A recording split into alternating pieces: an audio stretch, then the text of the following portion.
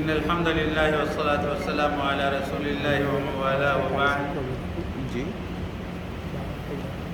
عزیز بھائیو، دوستو اور بزرگوں، آج کی نماز تراویح میں جو صورتیں پڑھی گئی ہیں وہ کئی ایک صورتیں ہیں اور 28ویں پارے کی مکمل تلاوت عمل میں آئی ہے، اور جتنے بھی صورتیں ہیں ان تمام کی کل آیتوں کی تعداد 313 ہے۔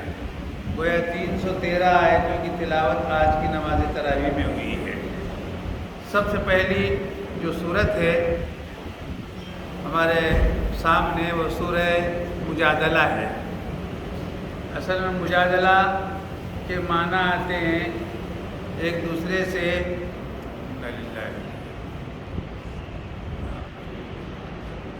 دوسرے سے جو ہے مباحثہ کرنا، یا ایک دوسرے سے جو ہے کوئی بحث اور تکرار کرنا۔ تو ظاہر ہے کہ کوئی بحث اور تکرار والی بات یہاں آئی ہوگی، تبھی اللہ رب العزت نے یہ سورہ مجادلہ کو نازل فرمایا ہے۔ کیا ہے؟ آئیے ہم سنتے ہیں واقعہ کیا پیش آیا تھا کہ قد سمع اللہ قول التی تجادلک فی زوجہا وتشتکی الی اللہ واللہ یسمع تحاورکما ان اللہ سمیع بصیر، کہ اللہ نے اس کی بات سن لی جو کہ تمہارے ساتھ میں جھگڑ رہی تھی۔ یعنی اللہ نے اس خاتون کی بات سن لی جو اپنے شوہر سے تکرار کر رہی تھی یا جھگڑ رہی تھی اور شکایت اللہ سے کر رہی تھی، اور اللہ برابر تم دونوں کی گفتگو کو سن رہا تھا، اور اللہ تو خوب سننے والے اور خوب دیکھنے والے ہیں۔ اصل میں مسئلہ کیا پیش آیا تھا، آئیے اس کو جانتے ہیں کہ یہ آیت نازل ہوئی، اور اس آیت نے بہت سارے مسائل کو، وہ اس ٹائپ کے جو مسائل ہو سکتے تھے ان تمام مسائل کو ختم کر دیا اور اس کا حل پیش کر دیا، اور اس کا حل وہ بھی آسمان سے آیا۔ دراصل ہوا یہ تھا کہ حضرت اوس ابن صامت رضی اللہ تعالیٰ، تو حضرت اوس بن صامت کی بیوی تھی خولہ بنت ثعلبہ۔ کیا نام تھا ان کا؟ بیوی کا خولہ، جو ثعلبہ کی بیٹی تھی۔ تو ان کی شادی گویا ان سے ہوئی تھی حضرت خولہ سے، اور جاہلی دور میں اسلام کے آنے سے پہلے ایک بات اور ایک چیز، ایک ایسی رسم تھی جو چلی آ رہی تھی، اور ادھر اسلام آ گیا۔ تو جاہلی دور میں جو رسم چلی آ رہی تھی تو وہ اس کا اثر اسلام آنے کے بعد میں بھی نظر آ گیا۔ اس واقعے میں کیا تھی کہ جاہلی دور میں اگر کوئی شوہر اپنی بیوی سے یہ کہتا یا اس طرح کی بات کرتا کہ تو میری ماں کی طرح ہے، یا تو میری ماں کی جیسی ہے، یا تیری آنکھیں میری ماں کی طرح ہے، یا ایک تیرا ہاتھ میری بہن کی طرح ہے، یعنی وہ رشتے جو حرمت والے ہیں کسی بھی شخص کے لیے، اس سے بیوی کے جسم کے حصوں کو تشبیہ دینا کہ وہ چیز تمہاری اس طرح کی ہے۔ تو یہ جو چیز ہوا کرتی تھی، اس سے جاہلی دور میں بیوی حرام ہو جاتی تھی، گویا اس کو طلاق ہو جاتی تھی۔ یعنی گویا طلاق کی ایک قسم تھی کہ اس میں شوہر اپنی بیوی سے اس طرح کی بات کرے۔ تو اب شوہر اپنی بیوی سے جو ہے مباشرت نہیں کر سکتا تھا، اور نہ ہی اس سے وہ جو ہے مطلب اس کے ساتھ میں کوئی یعنی اس کو رجوع کر سکتا تھا، وہ طلاق تصور کی جاتی تھی۔ تو ہوا یہ کہ حضرت خولہ اور حضرت اوس جو دونوں میاں بیوی تھے، تو ان دونوں کی شادیاں ہوئی تو کئی ایک بچے ان کو پیدا ہوئے، اور اس میں حضرت اوس بن الصامت سے غلطی یہ ہوئی. غلطی کیا ہوئی؟ انہوں نے تو وہ ابھی کوئی حکم اسلام کا آیا نہیں تھا، لیکن انہوں نے یہ جملہ کہہ دیا اپنی بیوی خولہ سے کہ تم میری ماں کی طرح ہو. اور جو لوگ اس مسئلے کو جانتے تھے جاہلی دور سے، تو اور خود حضرت صامت یہ جانتے تھے کہ ایسا کہنے سے بیوی حرام ہو جاتی ہے. تو اب انہوں نے کہہ دیا کہ تم میرے اوپر حرام ہو گئی، میں نے تو ایسا کہہ دیا تھا. تو حضرت خولہ بہت پریشان ہو گئی کہ اب میں اپنے بچوں کی پرورش کیسے کروں؟ میں تنہا ان بچوں کو پال نہیں سکتی، اور اگر میں اپنے ان بچوں کو شوہر کے حوالے کر دیتی ہوں تو ان کی تربیت ہو نہیں سکتی. تو بہت پریشان تھی، بہت گھر میں حالات بہت کٹھن تھے. تو اللہ کے رسول کے پاس میں آئی، رو رہی تھی، گڑ گڑا رہی تھی، اور اپنی شکایت اللہ سے بھی کر رہی تھی. تو اللہ سے یہ شکایت کر رہی تھی کہ اللہ تو جانتا ہے انہوں نے ایسا کہہ دیا اور یہ ہو گیا اور مجھ کو طلاق ہو گئی ہے، اب ان بچوں کی تربیت کا حل کیا ہے اور میرے مسئلے کیسے حل ہوں گے. بہت گڑ گڑا ہے اللہ سے بھی. تو ان دونوں کی جو بحث اور تکرار ہو رہی تھی، یہ بات اللہ رب العزت سن رہے تھے. تو یہ معاملہ اللہ کے رسول کے پاس میں آیا. تو اللہ کے رسول صلی اللہ علیہ وسلم پر اس طرح کے مسئلے میں کوئی حکم نازل نہیں ہوا تھا. تو اللہ کے رسول صلی اللہ علیہ وسلم نے فرمایا کہ مجھے بھی لگتا ہے کہ تمہاری طلاق ہو گئی یہ جملہ کہنے کی وجہ سے. تو وہ اور نہ پریشان ہو گئی کہ جہاں آئے تھے مسئلہ لے کر اللہ کے رسول نے بھی یہ فرما دیا. تو پھر بہت کچھ ہی دن گزرے کہ اللہ تعالیٰ نے اپنے محبوب اور اپنے رسول پر سورہ مجادلہ نازل فرمائی، اور اس سورہ مجادلہ میں اس مسئلے کا حل جو ہے بیان کیا کہ وہ جو لوگ اس کو زہار کہتے ہیں. کیا کہتے ہیں؟ زہار. کہ جو اپنی بیوی کو کسی چیز سے تشبیہ دے دے تو کہتے ہیں کہ وہ زہار کا ارتکاب کر بیٹھا. تو زہار کے سلسلے میں کیا مسئلہ ہے وہ اس کا فیصلہ اللہ کی جانب سے آیا کہ الذین یظاہرون منکم من نسائہم، کہ جو لوگ اپنی بیویوں کے سلسلے میں زہار کر بیٹھتے ہیں، ما ہن امہاتہم، یہ بیویاں ان کی مائیں تھوڑی. کہہ دینے سے کیا ہوتا ہے؟ ماں تھوڑی بن جاتی ہے. ان امہاتہم الا اللہ ولدنہم، در حقیقت ان کی مائیں تو وہ ہیں جنہوں نے ان کو جنا ہے، جنہوں نے جنا ہے وہ مائیں ہیں. وَإِنَّهُمْ لَيَقُولُونَ مُنْكَرًا مِنَ الْقَوْلِ، اگر کوئی اس طرح سے کہتا ہے تو یہ غلط بات کہتا ہے، ایسا نہیں کہنا چاہیے. یہ جاہلیت میں ہوا کرتا تھا، اسلام کے آنے کے بعد میں یہ تمام چیزیں نہیں ہیں. یہ غلط بات ہے، جھوٹ بات ہے. وَإِنَّ اللَّهَ لَعَفُوٌّ غَفُورٌ، اللہ معاف کرنے والا ہے. پھر اس کے بعد مسئلہ بتایا جا رہا ہے وَالَّذِينَ يُظَاهِرُونَ مِن نِّسَائِهِمْ، کہ جو لوگ اپنی بیویوں سے زہار کر بیٹھتے ہیں ثُمَّ يَعُودُونَ لِمَا قَالُوا، تو اب وہ چاہتے ہیں کہ اپنی بیویوں کو واپس بلا لے اور ان کے ساتھ میں جو ہے مل لے، مجامعات کر لے. تو کیا کرنا ہے؟ اس کی جو مسئلے کی جو اس کا حل ہے وہ یہ ہے کہ یا تو وہ غلام کو آزاد کرے، تو زہار کہنے کے بعد میں بھی وہ لاگو نہیں ہوگا نمبر 1، یا پھر اور وہ غلام کو آزاد کرے اس سے پہلے کہ کوئی بھی ان میں سے ایک دوسرے کو نہ چھوئے، پہلے غلام کو آزاد کرے. پھر اس کے بعد اگر غلام کو آزاد نہیں کر سکتا ہے تو پھر کیا کرے؟ نمبر 2 پر صیام شہرین متتابعین، 2 مہینے کے مسلسل روزے رکھے. اور مسلسل کا مطلب ہے اگر بیچ میں سے ایک روزہ بھی، یعنی اگر 2 مہینے میں 60 دن ہوتے ہیں تو اگر 60 دن میں سے 59 دن رکھا اور ایک نہیں رکھا تو پھر 2 مہینے کے رکھنے پڑے. یعنی پے در پے روزے رکھنی ضروری ہے، اس میں ناغانے ہونے پائے. تو یہ 2nd نمبر پر. اب چونکہ غلامی کا دور نہیں ہے تو اب کیا کرنا پڑے گا؟ ایسے موقع پر آج کے حال میں 2 مہینے کے روزے رکھنے ہوں گے، اور اگر کوئی اتنا غیر گزرا ہے کہ وہ روزے کی تاب نہیں لا سکتا 2 مہینے، تو تیسری شکل یہ ہے کہ وہ 60 مسکینوں کو کھانا کھلا دے۔ آج کے دور میں یہ زیادہ آسان ہے، لیکن اس کا یہ مطلب نہیں کہ جو روزے رکھنے کی طاقت رکھتا ہے وہ بھی یہی کر لے، جی نہیں، یہ 3rd ڈگری ہے، ہاں، اور 3rd ڈگری اسی وقت یوز کی جائے گی جبکہ 2nd ڈگری پہ قادر نہ ہو، سمجھ رہے ہیں؟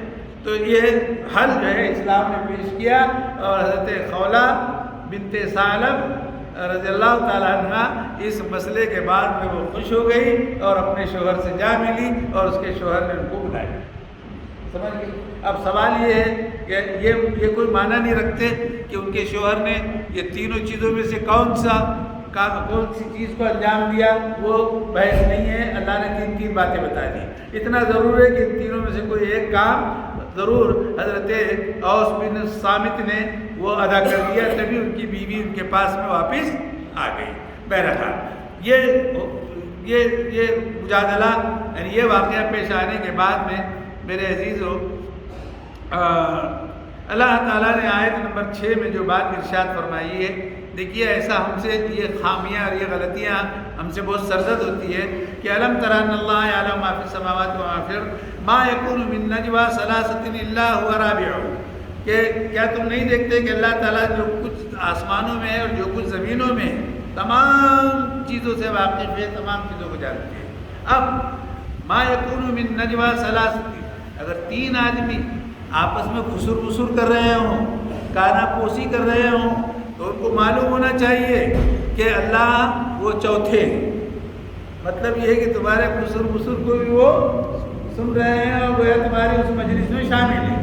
ولا خمسۃ الا ثالث، اور اگر 5 ہیں، 5 اپنے آپس میں جو ہے بہت ایسی میٹنگ کر رہے ہیں جس کے اندر جو ہے کوئی نقصان پہنچانے والی ہے، کسی کو زخم پہنچانے والی ہے، یا کسی کی غیبت ہے یا چغلیاں ہے، یا کسی کے سلسلے میں کوئی یعنی نگیٹو انداز سے جو ہے کوئی مشورہ ہو رہا ہے، تو ان کو معلوم ہونا چاہیے کہ اگر وہ 5 ہے تو 6 اللہ ان کے ساتھ میں، ولا ادنی من ذلک ولا اکثر الا هو، اگر اس سے کم بھی ہیں تو اس سے کم کے بعد میں جو بھی نمبر کا ہوگا وہ اللہ ہے، اور اگر اس سے زیادہ بھی ہیں 5 سے تو جو بھی نمبر کے ہوں اس سے سب سے آخری والا ذات وہ اس میں اللہ کی شامل ہے۔ بہرحال اینما، وہ تمہارے ساتھ ہے، اینما کا، کہیں بھی رہو، پہاڑوں کی چوٹی میں ہو، غار میں ہو، وادی میں ہو، سمندر کے تہوں میں ہو، کشتیوں کے ذریعے سے ہو، آپ دوست کشتی کے اندر سمندر کے اندر سفر کر رہے ہو اور کوئی بھی ایسا کام کر رہے ہوں گے تو اتنا استحضار رہنا چاہیے کہ اللہ کی ذات ہمارے ساتھ اور وہ سن رہی ہے۔ ہاں، جیسے اس سے پہلے 6 پارے میں ایک آیت گزری تھی کہ لا خیر فی کثیر من نجواہم الا من امر بصدقۃ او معروف او اصلاح بین الناس ومن يفعل ذلك ابتغاء مرضات اللہ فسوف نؤتیہ اجرا عظیما، کہ کانا پوسی کرنے میں کوئی خیر نہیں، کوئی بھلائی نہیں، تو پھر اگر کانا پوسی میں یہ 3 کام انجام پا رہے ہوں تو ٹھیک ہے، ورنہ پھر کانا پوسی جائے نہیں ہے۔ کیا کہ اگر کوئی الا من امر بصدقہ، کہ وہ صدقے کا حکم دے رہا ہو کہ صدقہ کرو، خیرات کرو، تو ٹھیک ہے، یا پھر کسی نیک کام کرنے کے بارے میں اس کو ابھار رہا ہو تو پھر ٹھیک ہے، یا پھر نمبر 3 پہ لوگوں کے درمیان میں کوئی اصلاح کرنے والی بات مجھ سے کر رہا ہو تو پھر ٹھیک۔ اس کے علاوہ یعنی یہ سب پازیٹیو چیزیں ہیں، تو پازیٹیو چیز میں کانا پوسی کی جا سکتی ہے، لیکن نگیٹو میں اب آپ کہیں گے کہ مولانا ہم اچھی بات کر رہے تھے، وہ چوتھے آدمی نے خواہ ایسا آگے پوچھا کہ کیا باتیں کر رہے تھے، ہے نا، تو چوتھے آدمی کو معلوم ہونا چاہیے کہ اتنی جلدی بدگمان نہیں ہونا چاہیے، ہاں، اتنے جلد بدگمان نہیں ہونا چاہیے، گمان نیک رکھنا چاہیے۔ بہرحال یہ وہ چند چیزیں تھیں کہ جو آج کی صورت میں ہم لوگوں نے جو ہے سنا ہے، اور اس کے بعد میں سورہ حشر میں، آئیے سورہ حشر کو سنتے ہیں۔ سورہ حشر میں چونکہ اللہ کے رسول صلی اللہ علیہ وسلم مدینہ منورہ میں جب اللہ کے رسول تشریف لے آئے تو مدینہ منورہ کے مشرقی جانب جو بستی تھی وہاں پر یہود آباد تھے، یہود رہا کرتے تھے۔ تو یہود کے اندر بہت سارے قبائل تھے، ان میں بنو نذیر بھی ایک قبیلہ تھا، اور وہیں پر کعب بن اشرف بھی رہتا تھا جو منافقین کا سردار تھا، یعنی ادھر مدینے میں۔ اور بہت مرتبہ نعوذ باللہ اس نے اللہ کے رسول صلی اللہ علیہ وسلم کو دھوکے کے ساتھ قتل کرنے کی سازشیں رکھی۔ ایک مرتبہ تو مدینہ منورہ میں اللہ کے رسول صلی اللہ علیہ وسلم تشریف فرماتے ہیں، گھر کے نیچے دروازے کے پاس میں، تو یہ چھت پہ چڑھا اور چکی کا پاٹ سمجھتے ہیں نا، چکی کا پاٹ لے کر چڑھا، اور بس وہ اللہ کے رسول صلی اللہ علیہ وسلم کے سر پر اوپر سے ڈالنے ہی والا تھا کہ اللہ نے فوراً اپنے نبی کو جو ہے آگاہ کر دیا کہ فوراً وہاں سے ہٹ جاؤ۔ تو اس طرح سے وہ اپنی چال میں کامیاب نہیں ہو سکتا۔ کون ہے یہ؟ کعب بن اشرف۔ تو یہ یہود کے قبیلے سے تعلق رکھتا تھا، اور بنو نذیر بھی وہاں پر آباد تھے۔ تو جب اللہ کے رسول صلی اللہ علیہ وسلم مدینہ منورہ آئے تو اس قبیلے بنو نذیر نے اللہ کے رسول سے معاہدہ کیا، کہ معاہدہ یہ کیا کہ ہم مل جل کے رہیں گے، اور آپ بھی ہم پر کچھ نہیں کرنا، ہم کو بھی رہنے دینا، اور ہم بھی آپ کو رہنے دیں گے۔ یہ صلح ہوئی، لیکن ہوا یہ کہ یہ یہود قبیلہ جو تھا یہ شروع ہی سے سازشی رہا ہے۔ اللہ کے رسول مدینہ منورہ آئے تو بھی سازشیں رکھی، اور یہ معاہدہ کیا اور اس معاہدے کی خلاف ورزی کر دی جی۔ تو پھر کعب بن اشرف نے کئی مرتبہ معاہدے توڑے، اللہ کے رسول نے پھر بھی درگزر کیا۔ پھر اس کے بعد ہوا یہ کہ اللہ کے رسول صلی اللہ علیہ وسلم نے پھر یعنی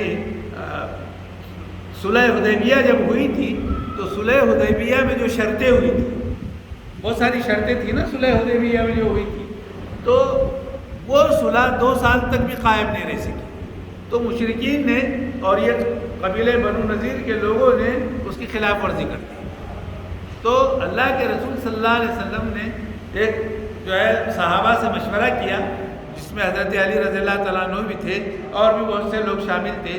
تو صلح حدیبیہ کی شرطوں کو جب انہوں نے خود توڑ دیا تو اللہ کے رسول صلی اللہ علیہ وسلم نے صحابہ سے مشورہ کر کے یہ طے کیا کہ ہم لوگ چونکہ اب مکہ کو فتح کرنے کے لیے چلیں گے، اس لیے کہ وہ تو اپنی شرطوں پہ قائم نہیں رہے، تو شرط جب توڑ دی تو ہمارے لیے جواز ہے کہ ہم وہاں داخل ہوں فاتحانہ طور سے۔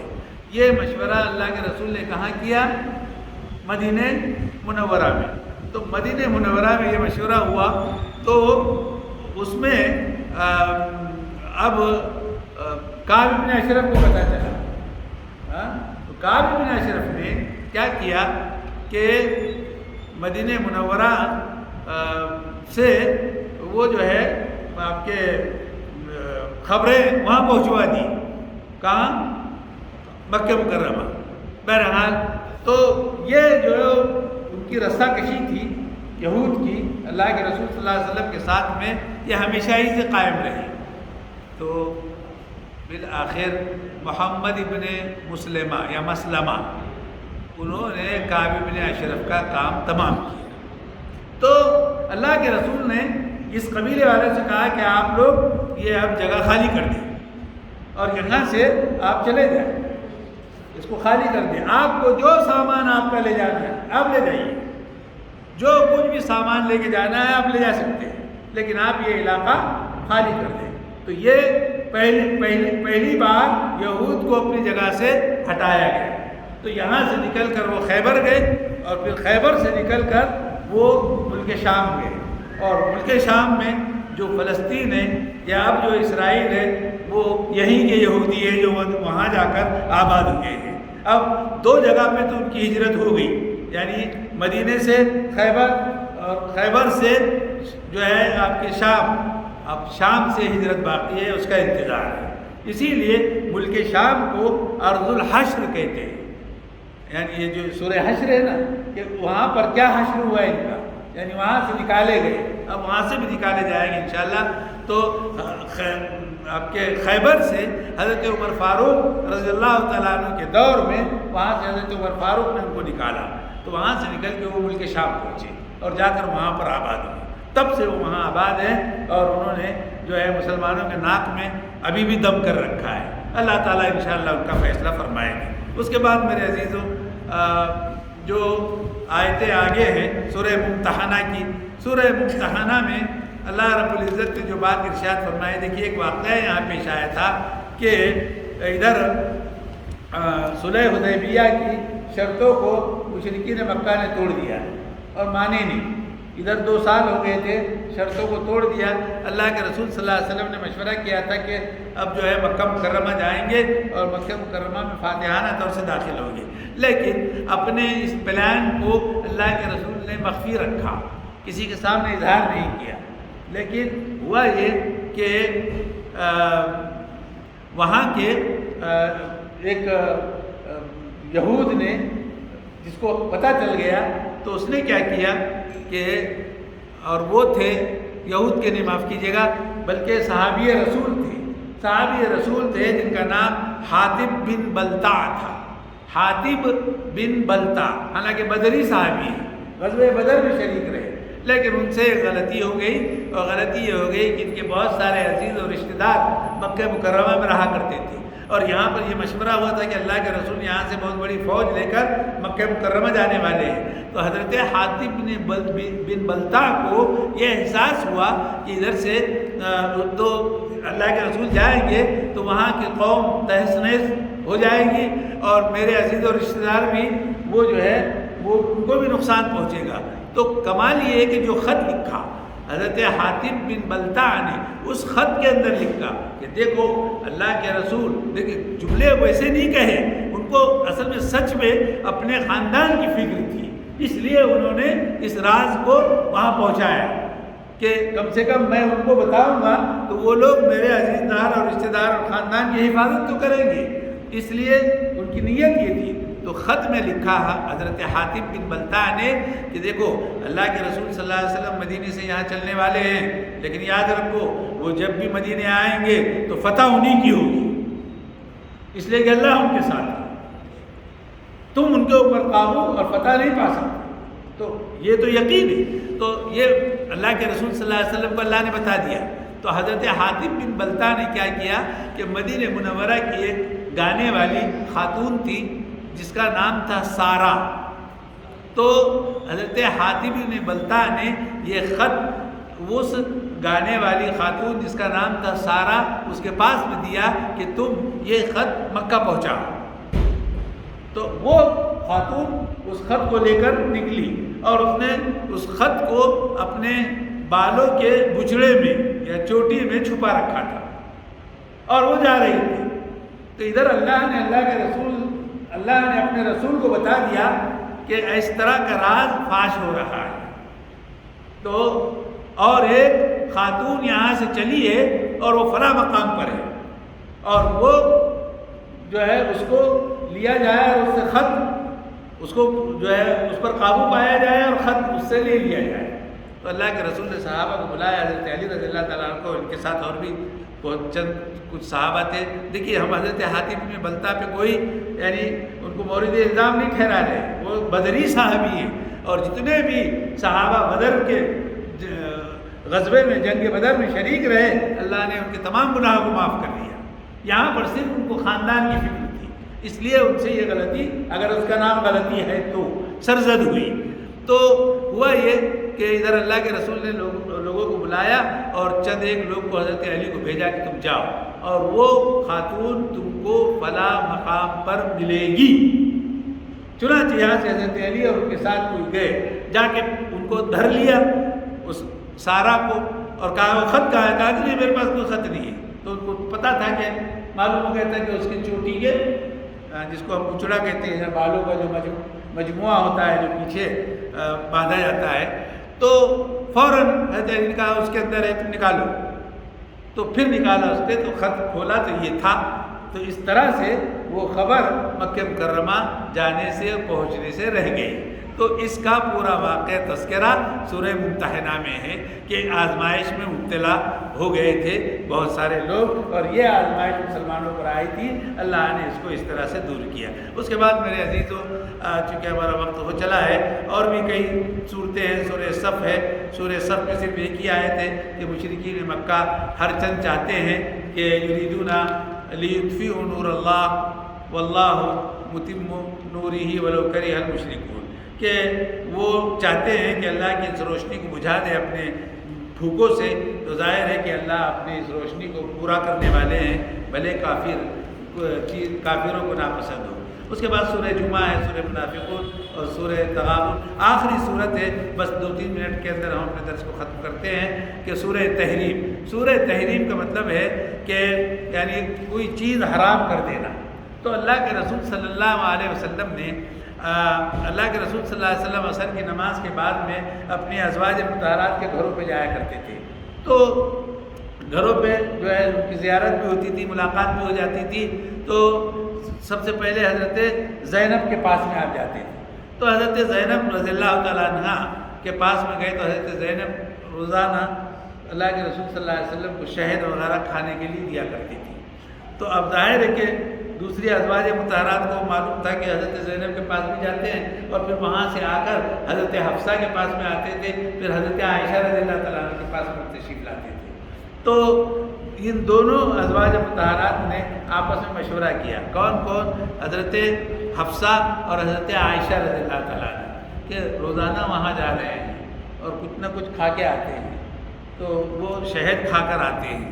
تو انہوں نے مشورہ کیا کہ اب اگر اللہ کے رسول آئے تو کہنا کہ ذرا منہ کو کپڑا لگا لینا، اور یہ کہنا کہ کچھ بو آ رہی ہے۔ تو کہا کائے کی بو آ رہی ہے؟ تو میں نے تو کچھ بھی نہیں، خالی شہد کھایا ہے۔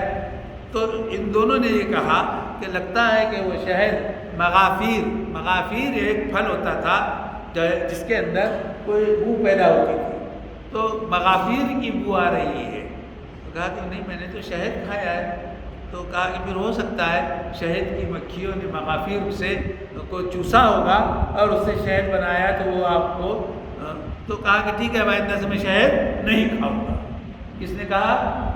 اللہ کے رسول صلی اللہ علیہ وسلم نے۔ تو فوراً یہ صورت نازل ہوئی کہ یا ایھا النبی لم تحرم ما احل اللہ لک تبتغی مرضات ازواجک، کہ اے نبی تم اس چیز کو کیوں حرام کرتے ہو جس کو اللہ نے حلال کیا ہے؟ کیا تم کو اپنی بیویوں کی مرضی اور خواہش کا احترام ہے، اس لیے تم جو ہے اس کو حرام کر رہے ہو؟ تو معلوم ہوا کہ جس چیز کو اللہ نے حلال کیا ہے اس کو حرام کرنے کا اختیار نبی کو بھی نہیں ہے، سمجھ رہے ہیں؟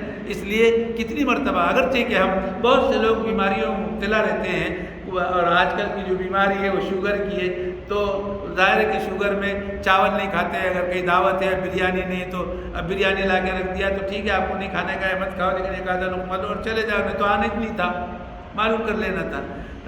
لیکن یا کوئی ایسی چیز ہے کہ فوراً ہم جو ہے دسترخوان پہ کہہ دیتے ہیں، بہت غلط بات ہے، اس سے اعتراض کرنا ضروری ہے۔ یہ کہہ دیتے ہیں ارے باپ رے یہ تو میرے لیے بالکل حرام ہے، یہ بہت غلط بات ہے، تمہارے لیے کہاں حرام ہے؟ ارے تم کو بیماری ہے، اس لیے تم کو نقصان پہنچانے کا اندیشہ ہے، اور وہ بھی تم نہیں خود کہہ رہے ہو، اسے ڈاکٹر نے کہا ہے جی، اور ڈاکٹر نے بھی جو بات کہی ہے وہ اس نے اپنے تجربے یا اپنے تعلیم کی روشنی میں کہی ہے، تو ٹھیک ہے تم اجتناب کرو، 1 دانہ لے لو 2 دانے لے لو، لیکن ایسا جملہ نہ کہو کہ جس سے اللہ ناراض ہو جائے کہ یہ تو میرے لیے اس کا 1 لقمہ میرے لیے حرام ہے۔ کس نے کہ 1 لقمے سے کیا ہونے والا ہے تیرا؟ تو اپنے اوپر حرام نہیں کرنا چاہیے، یہ دلیل ہے ہمارے پاس میں، اور اس چیز کو ہم نے جو ہے اپنے اس کا لحاظ اور پاس رکھنا ضروری ہے۔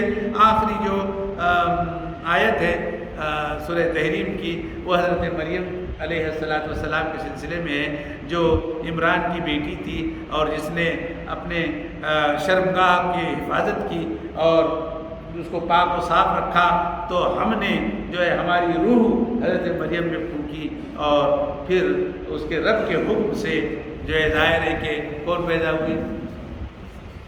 جلدی بولو، بتایا ہے حضرت عیسیٰ علیہ السلام، یہ بھی کلمات ربیہا، محض اب ان کے رب کی کہنے کی وجہ سے یہ پیدائش ہوئی اور ان پر کتاب بھی نازل ہوئی. وَكَانَتْ مِنَ الْقَانِتِينَ. اور حضرت مریم علیہ السلام نہایت عبادت گزار، وفا شعار اور اللہ کی خاص بندی تھی کہ اللہ نے ان پر بڑا فضل فرمایا تھا. بس آج ہم یہیں رکتے ہیں اور اللہ سے دعا کرتے ہیں کہ اللہ تبارک تعالیٰ ہم تمام کو قرآن کریم کے پڑھنے، سمجھنے، سیکھنے اور اس کے احکامات کو عورتوں تک پہنچانے کی توفیق عطا فرمائے.